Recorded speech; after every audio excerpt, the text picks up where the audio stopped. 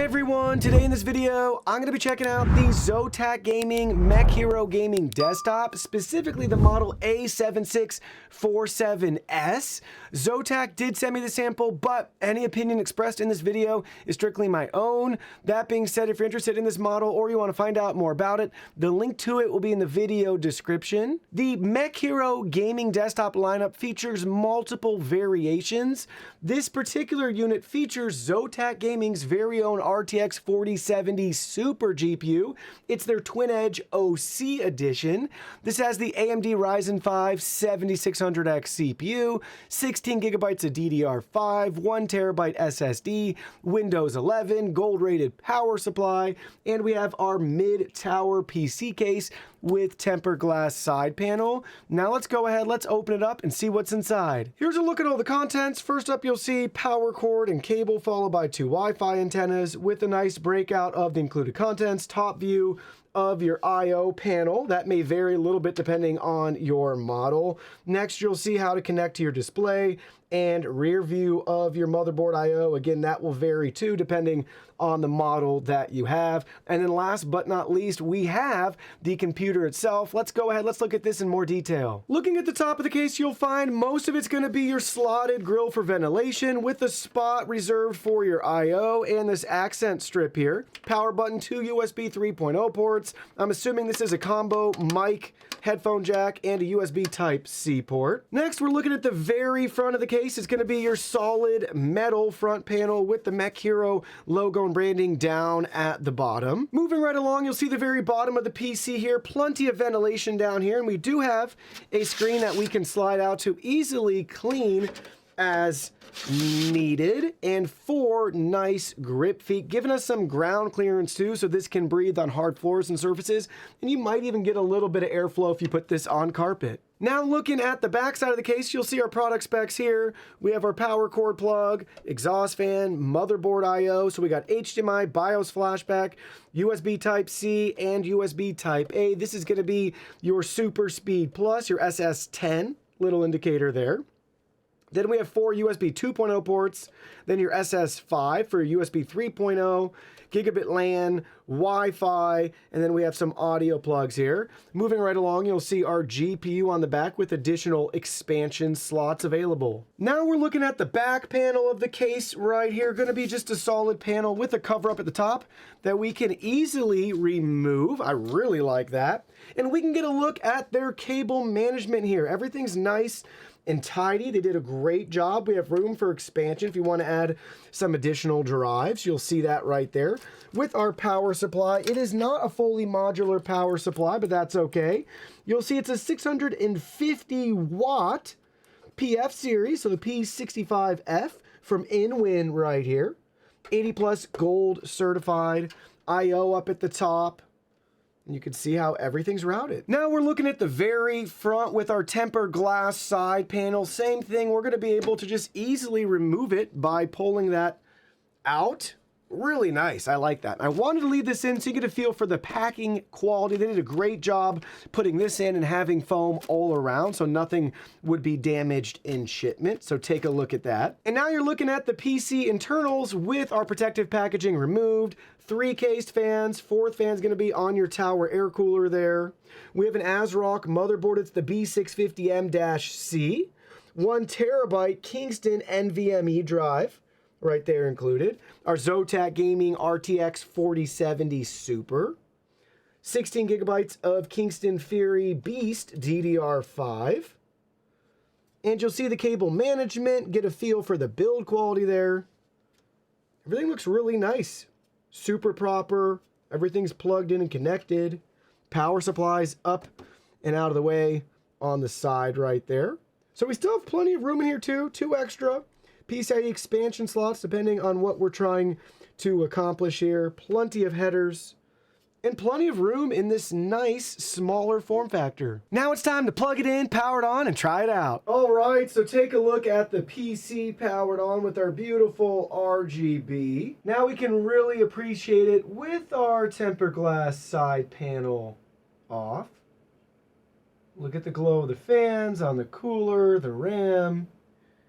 Even our GPU has the Zotac gaming logo lit up. You can see it from the back side here. And now we got the lights off. Gorgeous. Take a look at it from the top. Love the glow right here on the cooler. What a sweet aesthetic. Everything's looking real good. And can't forget about the back side again. And you can see an overhead shot as well. All right, first things first, PC's powered on, it's updated. You'll see our usable storage space. Out of that 1 terabyte drive, we have 931 gigabytes, and of that 931 gigabytes, 885 gigabytes remain for us to use. We do have our RTX 4070 Super. You're seeing that show up under Task Manager. And we have our Ryzen 5 7600 CPU, not the X variant, just the regular 7600 6-core processor, 3.8 gigahertz. Now let's test out the drive and see how fast it is. All right, so the results are in for this Kingston drive using Crystal Disk Mark. You'll see we got a read score of around 3600 megabytes per second and a write score just under 2800 megabytes per second. So good news is for this particular Kingston drive, it's the model number SNV2S. It is a Gen 4 NVMe drive. It's not going to be the fastest Gen 4 drive out there, but we actually exceeded the results that they advertised. They advertised maximum speed around 3,500 megabytes per second for read speeds and write speeds of up to 2,100 megabytes per second. So well within range for the performance of this drive. Really quickly, I want to mention that this desktop doesn't have any bloatware, nothing outside of the typical programs you get with the Windows 11 installation. Yes, they did add GeForce Experience, but we have an NVIDIA GPU and we have an ASRock motherboard, so you'll see we have ASRock software. But I downloaded Crystal Disk Mark. That's the only program I've personally put on the PC so far, and just wanted to show you what you can expect. So that's going to be the only software you'll get on it outside of, again, what comes with Windows 11 from Microsoft, like Spotify, OneDrive, Xbox. You get the idea. So it's really nice. They don't clutter or bloat up your computer with unnecessary software. In fact, I'd argue they've optimized it because they've even disabled a couple of Windows programs on startup that most of the time you're probably not going to even use. Diving into some more benchmarks, everything we're conducting here you can download and try yourself on your system to compare with how it performs to this system. First, we're looking at CPU-Z, giving us a nice overview of our Ryzen 5 7600 CPU. Feel free to pause the screen to look at any additional information. Here's the motherboard, the ASRock B650M-C, our 16 gigabytes of DDR5 memory, SPD if you're interested. Then we have our graphics, our RTX 4070 Super. And then you'll see our bench score here for single thread, followed by multi-thread. Let's compare that to other CPU-Z benchmarks. Our single thread score puts us right underneath the 12500H, above the 11900K and 12400 and 12100, and the AMD 5950X and 5900X. Our leading AMD CPU is going to be the 7950X, and the top dog and spot's going to go to the Intel Core i9 13900K, followed by the 13700K. Looking at our multi-thread score, you'll see at the very top for a 12-threaded CPU, it's going to be the 7600X variant of our CPU, so the X is going to give it even more performance, so that's what you can expect there. Our score lands us right between like the 12500 and the 12600 from Intel, which the 12600K is competing for that top spot with the 7600X. Moving right along, Geekbench 6 is up next. You'll see our single core score here of 2720 and a multi-core score of 1164.9.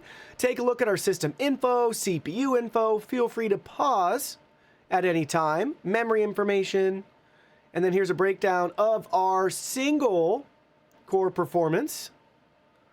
Look at that.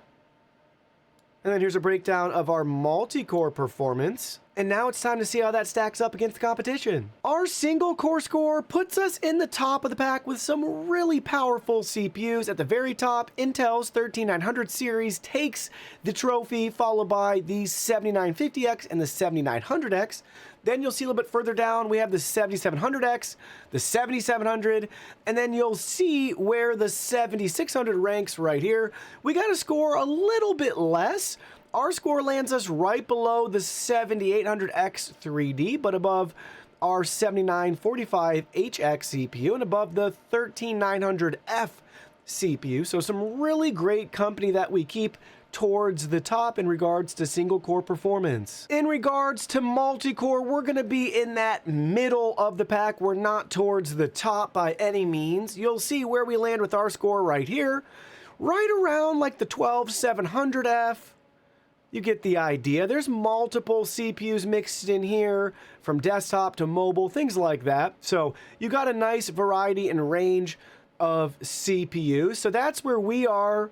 Again, comparable is going to be, like we said, 12700F's a good benchmark, 12600K, 5900X, in that range. Their score in here a little bit higher than ours, but again, you can see some of the similar CPUs we're competing with, but they move up a notch, getting closer to the 5950X and the 13 series CPUs like the 13500 and 13600. And here's a look at the very top. You'll see, no surprise here, another Intel 13900 CPU. But we got the AMD close on its tail, the 7950X 3D, not too far off. Got an AMD EPYC up at the top too.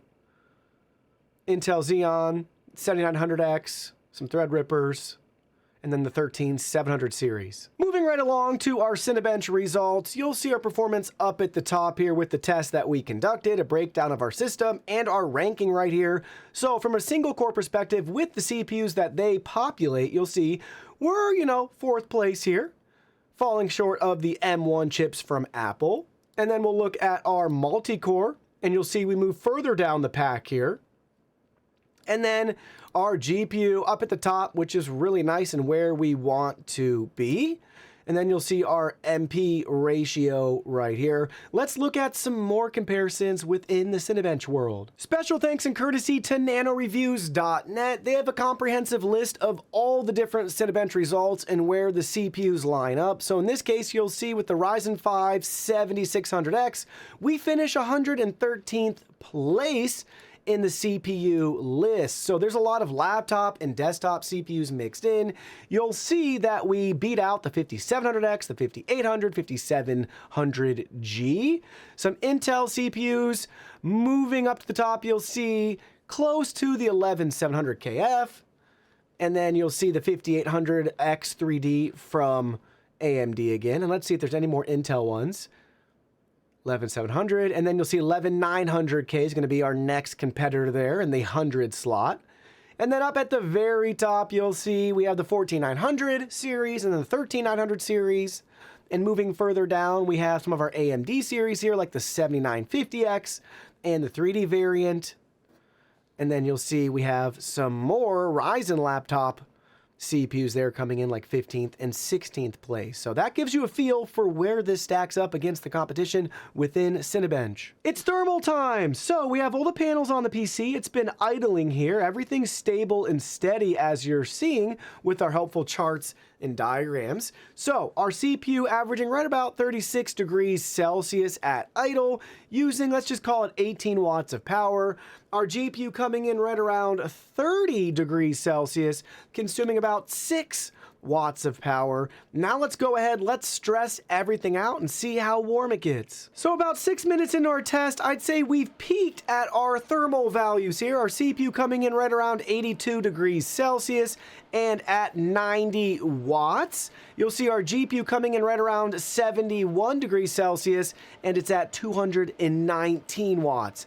Everything's fully stressed. You'll see the helpful blue charts there giving us the line and showing the stability of everything. So while it's being stressed out, no hiccups along the way or anything like that to report back.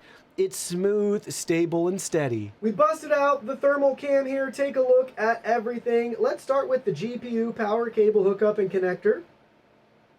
Looking good. You'll see the GPU itself, nice and toasty. Going to be some of the hottest areas we'll see on this, as expected. Here's a look at the motherboard with some of our hot spots around the CPU. Air cooler's doing a good job though. Nice and cool. There's the RAM. Mainboard power. Not bad. And moving along to the back side, you'll see some hot spots here at the exhaust. Some of the motherboard I/O. Getting a little bit warmer at the USB. And then back inside, I wanted to hit the power supply itself to get a feel for how warm that is. Not bad. You know what time it is. It's time for my favorite test. We have our smoke machine here. I'm going to show you a nice airflow visualizer to get a feel for how this whole case, fan, and airflow layout's configured. Basically, we have our ventilation down at the bottom that's pulling in the cool air, and it's going to be exhausting it out the back and the top right here. Again, we have our tower cooler, GPU fans, so everything's going to be pulling in from the bottom, releasing it out the top. So watch as I just shoot some smoke in that area. You'll see pretty quickly, it's got a good pull to it. It's pulling it into itself. Trying to do the backside, maybe get a feel for that. But you'll see in person, it's really pulling that underneath and then through. And then I'll show you that this way as it exhausts it up and out. So we'll blast that underneath.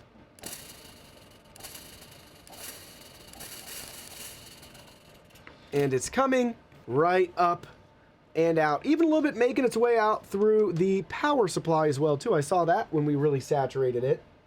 But that's what you can expect airflow-wise, so make sure nothing's obstructed down below, or if you're on carpet even, make sure your carpet's not too thick. You want this to be able to breathe, to be able to bring that nice cool air in so your system's running right. And checking back in on our stress test, we've hit the 15-minute mark. We're getting close to the 20-minute mark here. Everything's still stable and steady as it should be. In this section, we're gonna be taking a deep dive into more specs, data, and gameplay benchmarking with our 4070 Ti Super and our 4070 Super, as well as a previous Zotac build with just your regular 4070 GPU. So the lens we're gonna be looking at this with is through the GPU performance in these pre-builds, as well as the value to performance ratio that they present. Hopefully this will be really digestible for you. So first up, to get us started, give us that frame of reference. We have to look at the cost measured in dollars. So our 4070 is going to be the most affordable option here. Then about, I'd say, $50 to $100, give or take, you'll be looking at the 4070 Super, and then you bump that up a couple $100 to get to the 4070 Ti Super. Next, we have our GPU length. This is measured in millimeters. The 4070 Ti Super is going to have the longest length at 307 millimeters, followed by 234 millimeters for the 4070 Super, and then last but not least, 226 millimeters in length for the 4070. Next, we have our width. This is just an estimate measured in slots, but you'll find it interesting that the 4070 technically has 2.2 slots of width compared to just 2 slots for the 4070 Super. So maybe that S should stand for slim. The 4070 Ti-S comes in at 2.5 slots. Next, let's talk about power. This is measured in watts. This is going to be the maximum power your GPU is going to draw. 200 watts for the 4070, 220 watts for the 4070 Super, and 285 watts for the 4070 Ti Super. Next, let's talk about VRAM. This is all GDDR6X memory for our GPUs. The 4070 and 4070 Super have the same 12 gigabyte capacity, whereas the 4070 Ti Super comes in at 16 gigabytes, but you will notice they all have the same 192-bit bus. Typically, the greater the bus width, the more data the bus can transfer in a clock cycle. So usually for all of these metrics, the higher the better. The more, the merrier. Next, we have our boost clock. Here, this is measured in megahertz. You'll see the 4070 has a 2490 megahertz boost clock. This is the exact same as the 4070 Super, whereas you see a boost in the boost clock when you get to the 4070 Ti Super at 2625. Moving right along the CUDA cores, no surprise here, 4070 and 4070 Super have the same amount of CUDA cores. The 4070 Ti Super takes the cake though, adds a pretty good amount of CUDA cores compared to the other 4070s. Now it's time for gaming benchmarks. So what do all these specs actually get you in the real world with your favorite games? So first up, looking at Forza 5, 1080p extreme preset, 4070 comes in at 155 FPS, followed by 173 for the 4070 Super and 194 for the 4070 Ti Super. 1440p, same settings, extreme. We get 131 FPS for the 4070, 149 FPS for the 4070 Super, and 168 FPS for our 4070 Ti Super. Next title up is Rainbow Six 1080p Ultra settings. I left this in here even though the data is so wonky and I can't figure it out for the life of me. I'm thinking that the 4070 maybe had a different preset, but I no longer have that sample on hand, but this is super unusual to me. I confirmed the data too in our spreadsheet. Anyways, it's beside the point, but 4070 shows 272 FPS at 1080p Ultra, technically, but I can't verify anymore. 4070 Super's coming in at 225 FPS, and our 4070 Ti Super's coming in at 217. So, can't figure out the discrepancy here. The performance is decreasing as we increase in our GPU power and capacity. So, not sure if that's a Rainbow Six thing, not sure if that's a data issue thing on our end, but I tested these multiple times, and that's what we were getting consistently with these units. Now, they're close to each other, probably within, a standard deviation or so, but really interesting nonetheless. But you'll see the data flips when we go to 1440p Ultra. The 4070 Ti Super actually stays the same at 217 FPS, but now you see a slight decrease with the 4070 Super at 203, and our 4070 comes in at 178 FPS. So, if I saw that first and had similar, I would expect similar results for the 1080p version. I'm not sure, again, what's going on there, but I still wanted to mention this so you could see what we were actually getting. So it's kind of a toss-up for the 4070 Super and 4070 Ti Super with Rainbow Six. Next, we have Assassin's Creed, 1080p ultra-high settings. 4070 comes in at 154 FPS. 4070 Super comes in at 165 FPS. 4070 Ti Super comes in at 176 FPS. Assassin's Creed 1440p, the 4070 comes in at 116 FPS, 4070 Super 126 FPS, and the 4070 Ti Super comes in at 147 FPS. Far Cry 6 1080p Ultra settings, the 4070 gets 122 FPS, 4070 Super gets 124 FPS, and 4070 Ti Super also gets 124 FPS. So you're seeing basically the same performance across all three GPUs. 1440p tells a similar story for the Ti Super and the regular Super, where the 4070 non-Super falls off a little bit at 113 FPS compared to 124 for the other GPUs. Borderlands 3, you'll see our 1080p settings here. 4070 comes in at 131 FPS, 4070 Super comes in at 135 FPS,